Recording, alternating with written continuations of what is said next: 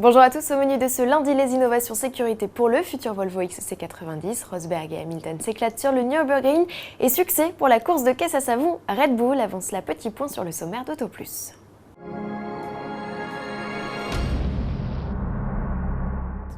Ça y est, c'est les vacances. Pour tous ceux d'entre vous qui ont choisi de partir au bord de la mer, Auto Plus dresse la liste des stations-service les moins chères du littoral. Nos enquêteurs ont relevé les prix de 1250 stations sur les côtes de la Manche, Atlantique et Méditerranéenne.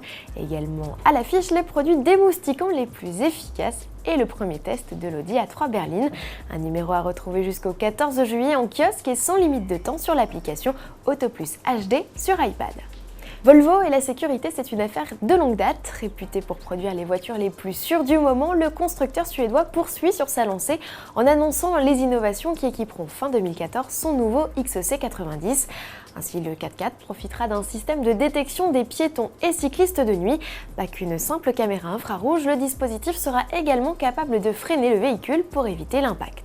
Un système similaire capable de détecter les animaux de jour comme de nuit arrivera lui dès 2015. Le baroudeur recevra également à son lancement un dispositif de détection des bords de route et glissières.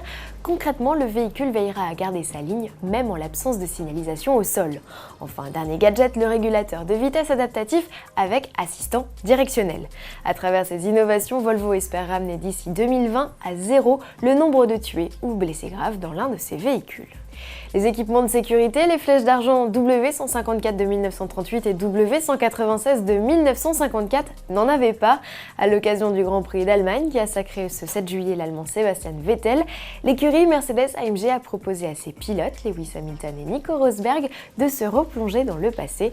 Le Britannique et l'Allemand ont eu la chance de piloter deux anciennes gloires du sport automobile sur le mythique tracé du Nürburgring, une expérience unique qui a bluffé les deux pilotes, admiratifs du talent de leurs aînés à dompter de telles autos.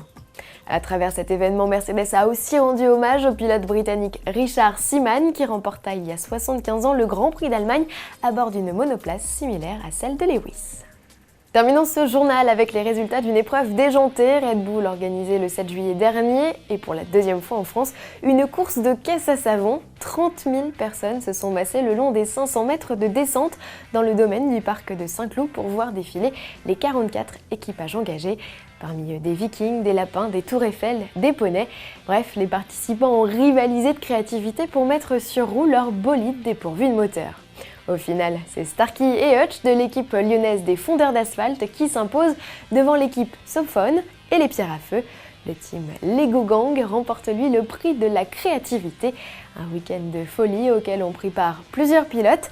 Et si Luc Alphand était dans le jury, Sébastien Ogier a joué les ouvreurs, tandis que son rival en rallye Mikko Hirvonen dévalait la piste avec les membres finlandais de l'équipe Barbecue. À demain.